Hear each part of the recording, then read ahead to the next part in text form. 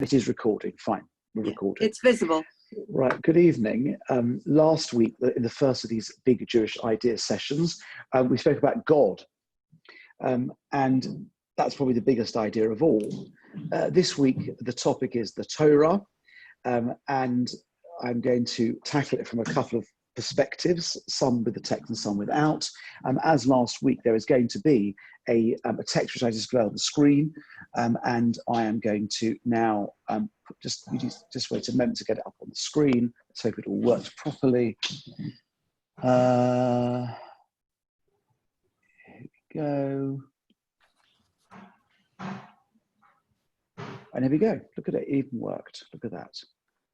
So I'm going to talk you through some ideas. I hope you can all see the text. And I'm now going to mute people.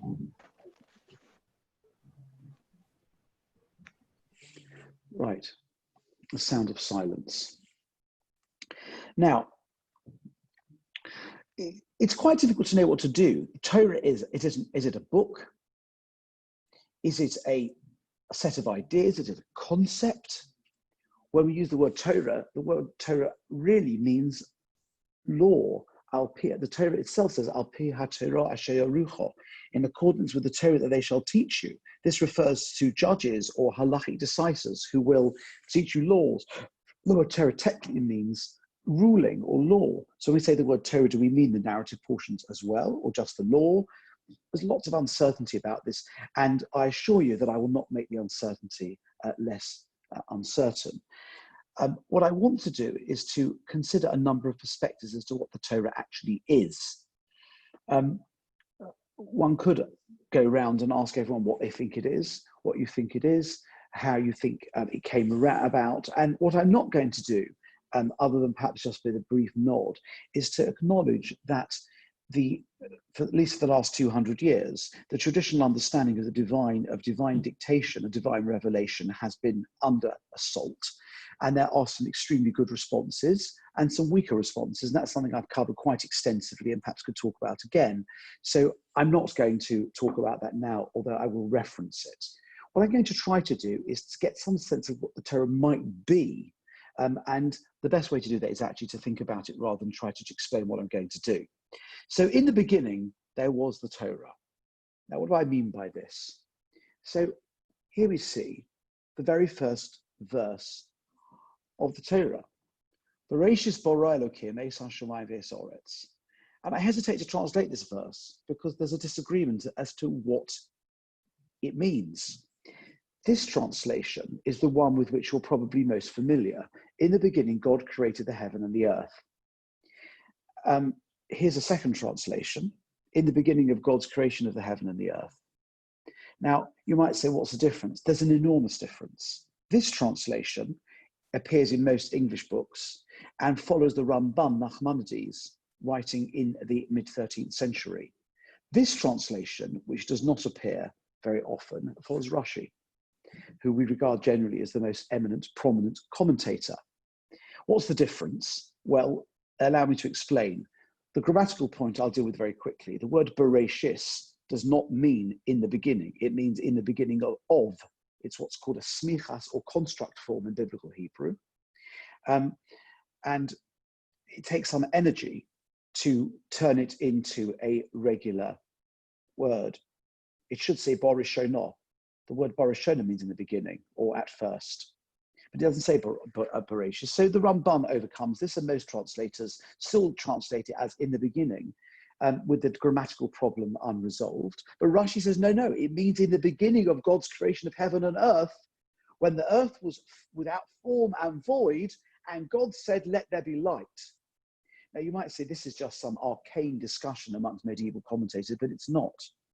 Because according to the Ramban, there is a list of things that happened. In the beginning, God created the heaven and the earth. And then this happened, and this happened. It's a chronology. It's a chronology that we would find very difficult to square with modern scientific understanding of the order of events at the beginning of time. But according to Rashi, the events in which God said, let there be light, were going on at the beginning. And the Torah doesn't describe the beginning at all. Now, this does not necessarily mean earth-shattering things. But in reality, it starts to challenge our question are the narrative portions of the Torah just a narrative? Are they a chronology? Is it attempting to describe history? Well, there's a huge gulf between the Bereshit, the creation Genesis story, and our understanding of science, how science has developed in the last couple of hundred years. But if it's talking about things that happened at the beginning of time, but without describing the beginning of time, then it becomes a book of ideas rather than necessarily a book of chronology. And in fact, Rashi explicitly says further on in his commentary to the first chapter of the Torah that the purpose of the story is not to provide a chronology of events, which challenges the issue that we have that the text doesn't always seem to square with the science. That's a much bigger subject, but I want to set it aside and say, if the Torah, as we understand it, is really the story of the genesis of the Jewish people, a special relationship that God has with a particular family selected for a particular reason, and how that family goes into a nation, and how that nation encounters slavery in Egypt, and as a result of that experience, readies themselves to receive a law on a mountain. That's the revelation described in the 20th chapter of Shemos. And the rest of the story is about the laws, how they try to implement them, how they learn about them, how they succeed, how they fail, and the narrative that takes them through the desert, eventually into the promised land. Then we have a very interesting question. If the Torah is the book of the Hebrews or the book of the Jews, there are 61 chapters of the Torah that don't do anything very useful, because the Jewish people does not really come into existence until the moment of the Exodus, which loosely starts at the beginning of the 12th chapter of the book of Shemos, leaving some 50, 61 or 62 chapters, which appear to have no real purpose other than to be a preamble. And Rashi addresses this in his very first commentary, and this is perhaps the second point. The first point being, is the Torah a chronology? Is it a book of events? Is it a history book peppered with laws? Or if you like, a law book illustrated with history? And Rashi says it's not, it's something else, but we don't know what it is. And Rashi compounds this by saying the following. Rabbi Isaac said, I brought almost all the translation, almost all the text in translation. The Torah, which is the law book of Israel, should have commenced with the verse, this month shall be unto you the first of the month, which is the first commandment given to Israel. That is that the calendar will begin in Nisan, and it's the laws of the Pesach offering that were to be brought before the Jews left Egypt. So if it's the law book of Israel, and Rashi sees it as a book of laws, a book of rules, a book of ethics, and those ethics have a story which bring them into being, which illustrate their implementation, or very often their failure to implement them, then all of the first 62 chapters, 50 chapters of Bereshit, and the first 11 chapters, it's 61 chapters. What are they for? Why not just start here? What is the reason then that it commences with the account of creation? Because of the thought expressed in the text. Psalms, he declared to his people the strength of his works, i.e. he gave an account of the work of creation. Why? What's the purpose of this creation? And the relationship he eventually creates with a chosen member of that creation, which eventually becomes the Jewish people, but that's already takes 60 chapters. In order that he might give of them the heritage of the nations, for should the peoples of the world say to Israel, you are robbers, listim atem is the phrase in the original Hebrew, because you took by force the land of the seven nations of Canaan, Israel may reply to them, all the earth belongs to the Holy One, to be he. He created it and gave it to whom he pleased.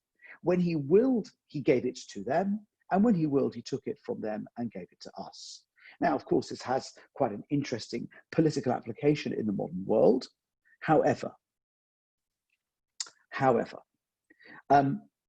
it doesn't really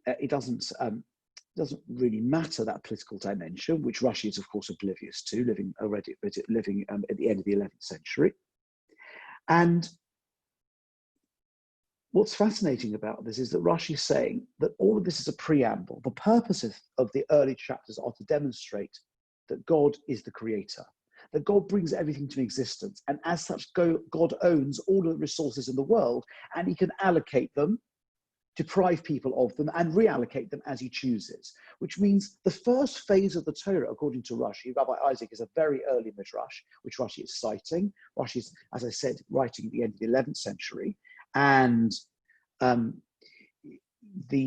he's quoting a much earlier source from hundreds of years earlier, that the early part of the Torah is to establish who's boss, to establish that God rules the world, creates all its resources, owns them, and therefore can deploy them and redeploy them as he sees fit.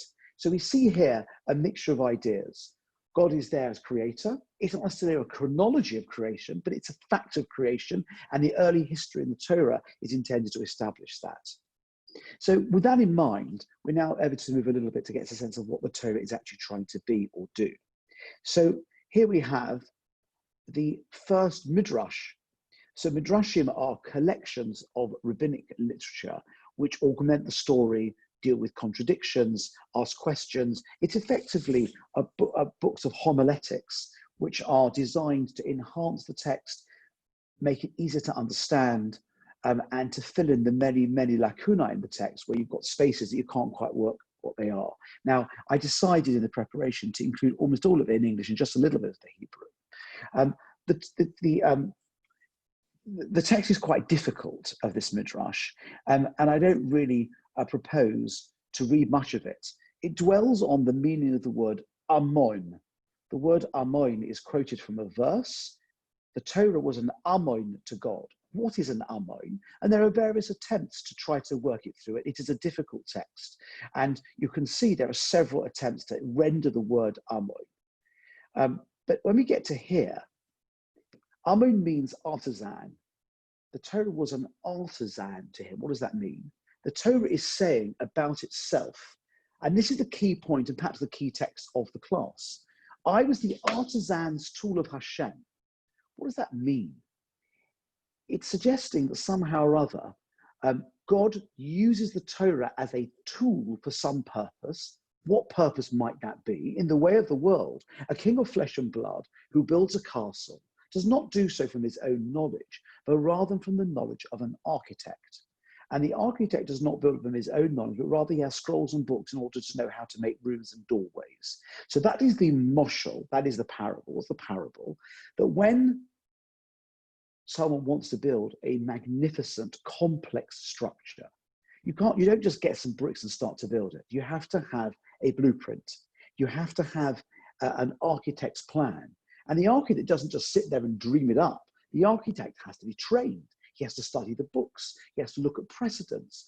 And eventually, when he's considered all the options available and all the information he needs to know about load-bearing, feasibility, materials, stresses, and all the things we need, and the aesthetic dimensions, then creates, based on the scrolls and books, as it were, a blueprint. And once the blueprint is ready, then the builder can follow the blueprint to create the castle. That is the moshel, the parable. But here's the key part, and here, this is the bit that I've tried to put in the Hebrew. So too, God gazed into the Torah,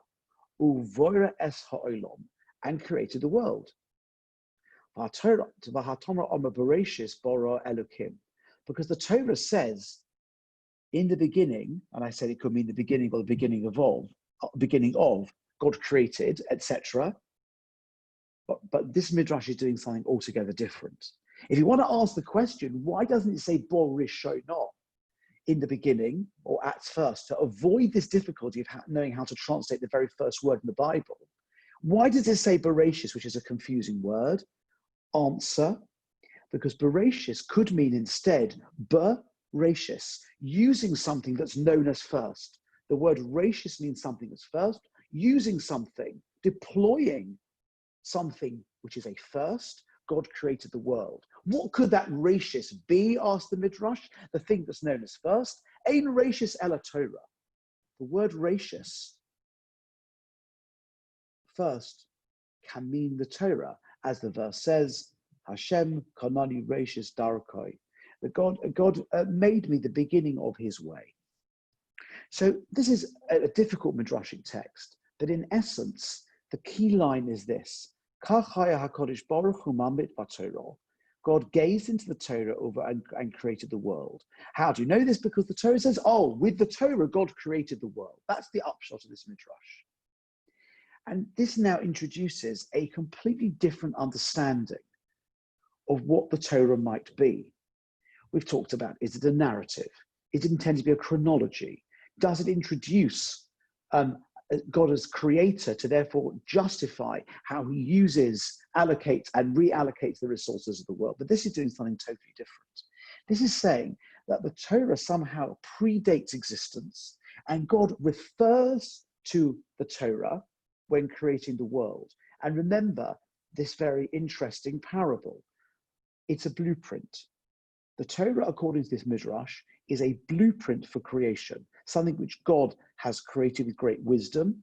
And before he makes the physical world, the blueprint must be in place. And this concept, which is, I think, quite profound, but requires some unpacking. I remember when I heard this many years ago, perhaps as a teenager, I had this image which I could never quite shake off, that there's this void. You know, in the beginning, God is there, and there is nothing. It's tohu vavohu, it's chaos and void. However, in this space, there's a Torah, and I imagine seeing the Torah, you know, with its cover and its breastplate and its crown, kind of floating around somewhere in space. This is, of course, total nonsense, because there is no space until God creates the universe. And the Torah is not a scroll that's floating about, but one can understand that a relatively undeveloped explanation. That's not what it means. The Torah is floating around in some kind of pre-creative space when space doesn't exist. Then what does this mean? And we're going to have to, in order to get a proper handle on how more sophisticated sources understand the Torah to be, we're going to have to evolve this idea.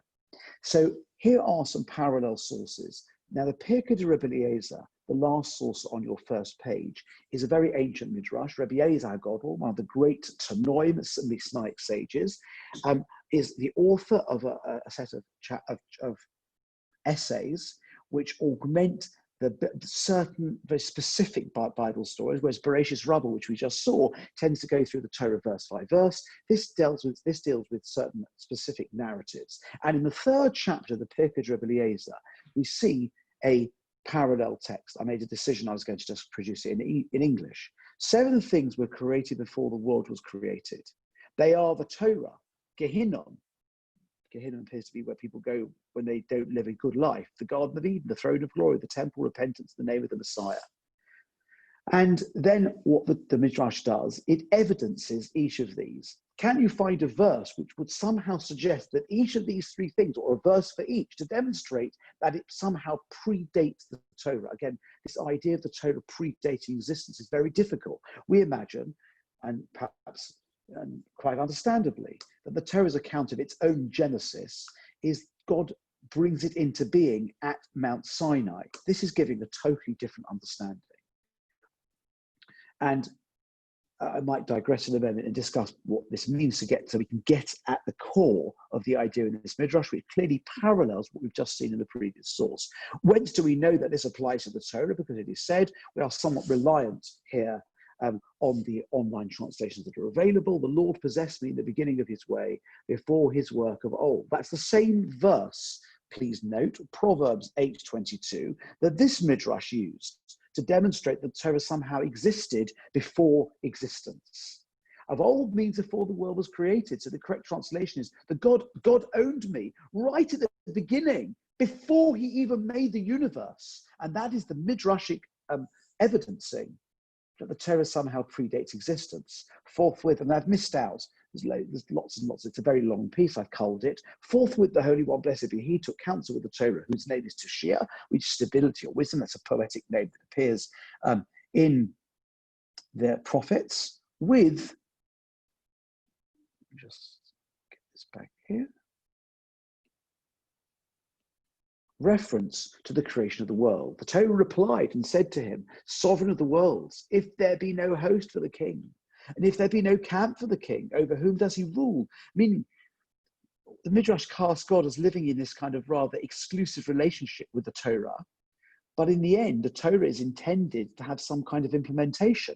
If as the Torah kind of is, of course, in this legend, it's not a real conversation, posits the God wishes to be king, then you have to have someone over whom to be king. There needs to be a king and there need to be subjects. If you have a rule book, there have to be people who will apply it or misapply it. If there be no people to praise the king, where is the honor of the king? The Holy One, blessed be he, heard this, and it pleased him. The Torah spake, the Holy One, blessed be he, took counsel with me concerning the creation of the world, as it is sound counsel is mine, and sound knowledge. I am understanding, I have might. And inevitably, we understand this midrash in an imperfect way. But it's introduced an idea that appears in many different places, and it's known generally by the following Aramaic phrase, which I haven't included, histaka b'oraisa or vora almo, which is an Aramaic phrase for the source we saw on the previous page. It means God gazed into the Torah and created the universe. So we see straight away that the Torah is not simply an instrument, a set of laws that will be implemented by a people selected and primed for this by their family background and their exile in Egypt and their eventual revelation at Sinai. It's not simply a way of validating God as creation, nor is it even, if you like, the narrative and law of God's people, although, of course, that's one manifestation of it. So when we say Torah, these sources seem to think that the Torah is a set of ideas, a set of concepts.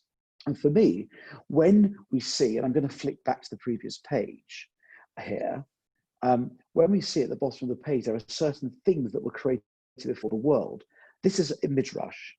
It doesn't mean God creates them, they're all lined up before anything else is created, because in order to create physical things, you have to create things. It's not possible. What this means is, in my view, that there are a number of principles and concepts, and those concepts predate existence, and in fact, really are what existence is predicated on. We could give a shir about each of these, but for example, repentance in the name of the Messiah.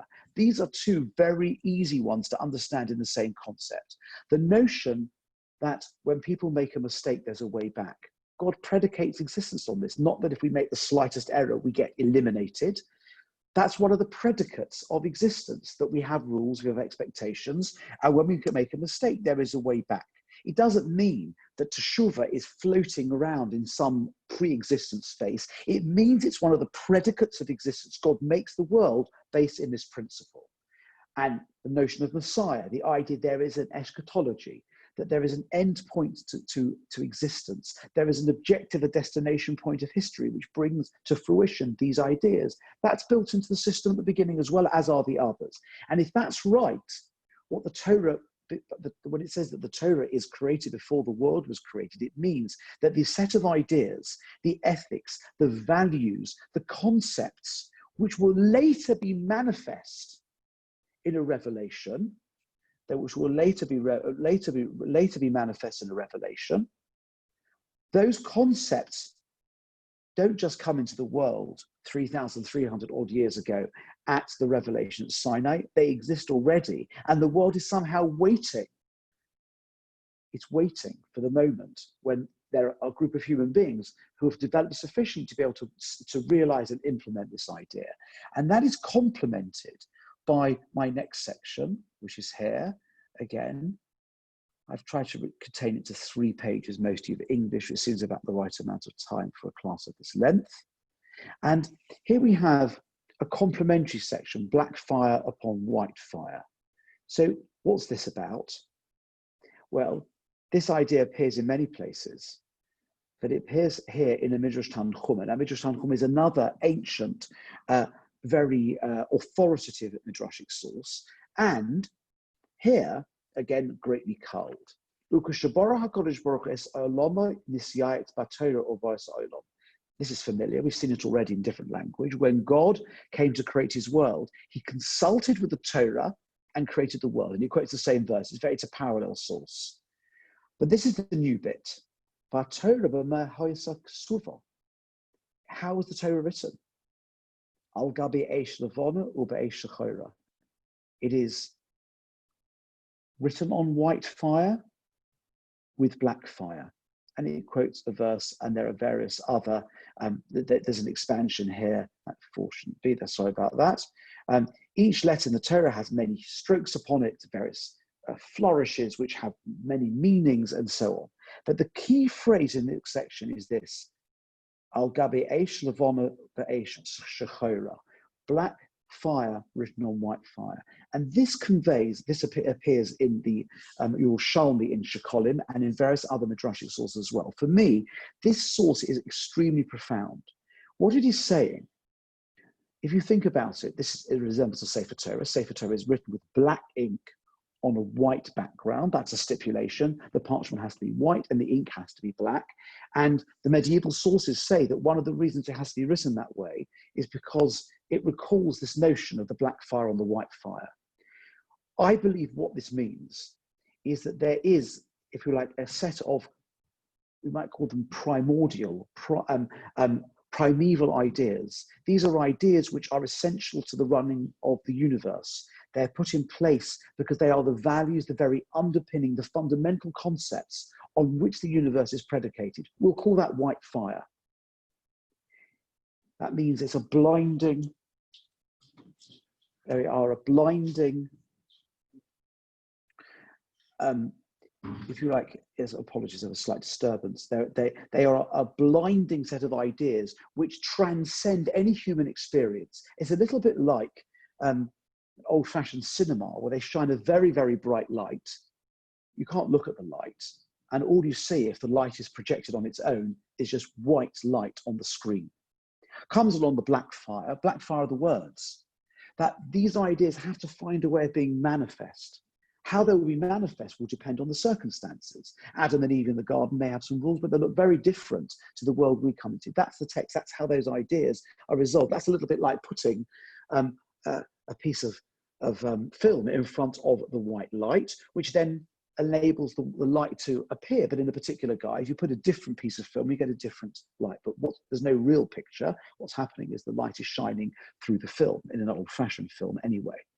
And the notion of black fire means that these ideas can be conveyed, can be somehow constricted to a particular dimension. They can be conveyed, but the big ideas, that's what Torah really is. It's the Eish Levana, the white fire, which can become black fire, but there are many different black fires for one white fire. And this idea will follow us through for the next few minutes. But here are a couple of complementary sources. Which one is from the Zohar. Now, the Zohar first appeared in the late 13th century. It's understood to be the classic of Jewish mysticism. Its origins, provenance are obscure. It certainly contains in it very many ancient ideas, which are far more ancient than the 13th century, although it is probable the text itself comes in the 13th century. And the Zohar very much subscribes to this more mystical understanding of the Torah. And it makes an interesting observation, which was greatly developed in later mystical and Hasidic thinking, which is not for now. Telas darugin inu miskashin dor b'dor. There are 3 levels that are interconnected. Kutchabrichu, a rice of Yisrael. Kutchabrichu, God, a rice of Torah, and Yisrael, the Jewish people. Which means somehow or other that the mind of God is to be implemented through the project of the Torah by the Jewish people.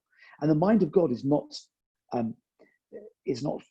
just for the Jewish people. It's a concept, it's a set of ideas which are intended to enhance experience, were intended to be the guidebook. But that guidebook itself only reflects ideas that are really innate to God. And I think this relates to the sources we saw before, that when that God somehow creates the Torah before, this means that the notions that appear in the Torah are somehow part of God or reflect God's identity. And the purpose of implementing them would be to create a godly world in which the values and ideas and godliness are therefore manifest, and the Jewish people are the vehicle for that idea, albeit in an initial phase, but ultimately in the interest of the whole of humanity. And this idea of black and white fire is picked up by the Ramban, Nachmanides, in his introduction to the Torah. I'll give you a little bit of background about this in a moment, but he has a long introduction. It would appear that the Torah written with letters of black fire upon a background of white fire, which you can see he's citing the Midrash we saw above, was in the form we have mentioned, namely the writing was contiguous without break of words, which made it possible to be read by way of divine names and also by way of normal reading, which makes explicit the Torah and the commandment. What the Rambam means by this is that he believed that the Torah was given to Moshe as a continuous stream, a stream of consciousness without any kind of breaks, a huge, as it were, stream of black fire, letters, which themselves were sitting on the background of the divine revelation, the white fire, the blinding white fire. And you can read the whole thing as the divine name, meaning as a manifestation of God, but you can also break up the words to make a story or a narrative or some kind of law. And the Rambam there gives a mystical interpretation. I say some background. The Rambam is fighting with rationalist approaches to this, which see the Torah simply as a set of rules or historical events, much more Maimonidean. Last week, we referred to the Rambam extensively, and please God, next week when we look at the Messiah in the final session of this series, we will look extensively at the Rambam, but you'll notice there's no Rambam here, because the Rambam has a very different understanding. He doesn't necessarily even see the Torah as a seamless, contiguous whole. He sees them different books with different purposes. The Rambam picks up this idea very seriously and sees the Torah as a seamless whole, because ultimately it is some kind of representation of the deepest desires of God, and in some sense, the mind of God itself. Now, these ideas are developed in a couple more sources with which I will continue. We're quite near the end of the sources. In the section I here called Development, bottom of the second page, we quote an excerpt from the Gemara, which you might know. Now, the way this works is that the bold text is actually the translation of the Gemara on the Sefaria website or app. It interpolates the Steinsaltz commentary to make it easier to read. So that's the difference between the bold and the thin text. Rabbi Yehuda says, the Rav says, when Moses ascended on high, this is to receive the Torah, he found the Holy One, blessed be he, sitting and tying crowns on the letters of the Torah. And Moses said before God, Master of the universe, who is preventing you from giving the Torah without these additions? I mean, like, why do you need to do this? It'll flourish. Just give it already. God said to him, there is a man who is destined to be born after several generations, and Akiva ben Yosef, this is Rebbe Akiva, is his name. He is destined to derive from each and every thorn of these crowns, mounds upon mounds of halachot, meaning from every flourish, there are going to be laws derived. So I can't give you the Torah until I've written all the flourishes on, because otherwise the laws will not be available. It is for his sake that the crowns must be added to the letters of the Torah. Moses said before God, Master of the universe, show him to me. God said to him, return behind you. Moses went and sat at the end of the 8th row of Akiva's study hall. When you sit at the 8th row, that's sitting at the back of the class. The modern idiom, you're a dunce, so you sit at the back of the class. I did not understand what they were saying. Moses' strength waned. He was depressed about this, as he thought his Torah knowledge was deficient. What it really means is that Moshe couldn't believe that this was actually the Torah. I got the Torah, I know what it is. I don't recognize anything he's saying. So he's worried that during the course of generations that he's being shown, the Torah has been perverted. When Rabbi Akiva arrived at the discussion of one matter, his students said to him, my teacher, from where do you derive this? Rabbi Akiva said to them, it's a halacha transmitted to Moshe from Sinai. Meaning, Rabbi Akiva doesn't just say that. Presumably, he then traced the law he was teaching and demonstrated step by step that it could be derived from the Torah. And when Moshe hears this, his mind was put at ease, as this too was part of the Torah that he was to receive. Meaning that the notion that the Torah contains an infinite number of levels, or that the manifestation of the ideas in the Torah will perhaps vary or change with each generation, and therefore it's need to compact the material and have little flourishes from which later generations will be able to derive ideas. They've got to be the same ideas. They've got to affect the same ethics, the same morals, the same aspirations, the same eschatology, i.e. the end game of history.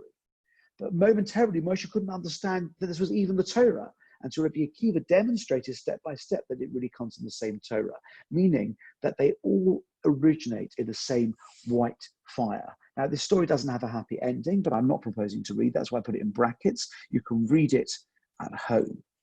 What I want to do is finish, before I take any questions, and before I wrap up and take some questions, with two much more modern sources. And for me, they have both been extraordinarily influential in how to understand something which we haven't touched on at all, which is what's the relationship between what's called the written Torah, the text, the 5 books, and the oral Torah, which explains and expounds, which we understand until the 2nd century was communicated orally until persecution and need required them to write it down. That became the Mishnah, which in due course becomes the conversations in the Babylonian, and the Talmudic academies and those in the land of Israel become the Talmud. So, but exploring that relationship, we can deepen our understanding of what the Torah itself actually is. This is Rav Kook, and Rav Kook is writing, we know this is written pre-1905, but not exactly when, because there's no date on it. And if the translation is incomprehensible, that's my fault, because I translated this one. In truth, the fundamental concept of making the covenant, meaning covenant is the promise, the arrangement between God and the Jewish people, is the acceptance of the people. Meaning a consensus that the people get together and they say, okay, we're in, we agree. And that's what's called in the Torah, Nasa v'nishma. They call out that we will do and we will hear, meaning we are in, which is the basis of the oral Torah. But Nasa v'nishma, we tend to think, God, okay, here you go, here's the text now. Rav Kook asserts something which is native to the rabbinic literature, that the notion of covenant and the acceptance of the people is not really over the text, it's over the oral law. When the power of the oral law is established, one comes from it to the written Torah. Now, this is very controversial, because normally we assume we have the written Torah and you go outwards to the oral Torah. He thinks the other way around. The oral Torah is like the covenantal text between God and the Jewish people, and that produces the written Torah. The oral Torah is contingent on the acceptance of the people, which is the permanent covenant revealed to Israel in opposition to the rest of humanity. What Rav Kook means saying here, which I think is extraordinary, is that there's a set of concepts, ideas, and they are the Torah. Of course, people living in a certain era need a text. They need a manifestation. They need a rule book which reflect those laws and aspirations, or ideas, concepts, ethics, values, aspirations, which lie in the oral Torah. But the oral Torah really is the key. And the written Torah, Rav Kook elaborates on this elsewhere, that the oral Torah is really, the written Torah is really a snapshot of these ethics, ideas, and aspirations brought into a text at a certain time. And while he doesn't quite say it, I think he means to say, if it had been given earlier, the text would have been different, albeit reflecting the same values and ideas. Had it been given later, it would be different again. Because here we have, if you like, a set of ideas that are intended to be in the interest of humanity, but they have to find a manifestation. And finally, what Rav Hirsch, writing probably 50 years earlier, this is in mid-19th century Germany, he famously says the relationship between the written and oral Torah is like that between brief written notes taken on the scientific lecture and the lecture itself. Students who attend the oral lecture require only their brief notes to record at any time the entire lecture. That means that there is a very, very concentrated, when I attend the lecture and I write my notes, they're very, very concentrated. They contain far more information. It's not a dictate. They are not a transcript of the lecture. The oral Torah has everything in it, but the written Torah will just be, as it were, small, brief notes which enable the reader to think about the oral Torah. So he sees it in the opposite direction. Rav Kook goes from the oral Torah to the written Torah, and Rav Hirsch goes from the written Torah to the oral Torah.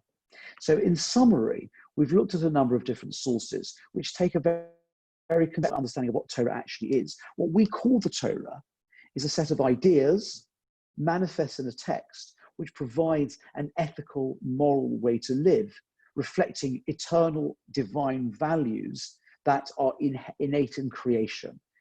The innateness in creation is expressed by saying the Torah existed before creation, and also in that more mystical text about the notion of white fire, which can be manifest as black fire being these ideas have to find a way of resolving themselves into an accessible and comprehensible manifestation. They must be accessible, and they may differ as to how they exactly will be manifest. And then we've seen ideas of Rav Kook and Rav Hirsch, and these ideas are also germane to trying to unpick some of the ideas around Bible criticism, which we haven't got time to touch on.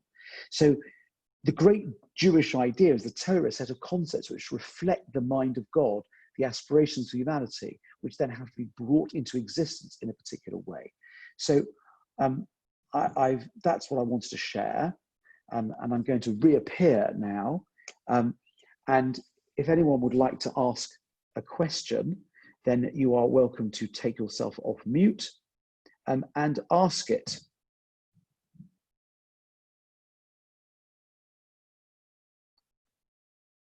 Let's try another question. Is anyone awake? I'll try once more. Are there any questions? Because I have finished. Well, I will take that as a no.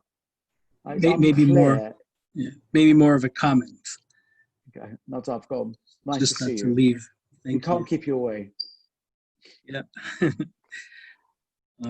It's interesting that there's maybe it goes, the more you think about it, right? This is very far from the actual halacha, right? That's a whole, so maybe the assumption is that halacha is or the rules are somehow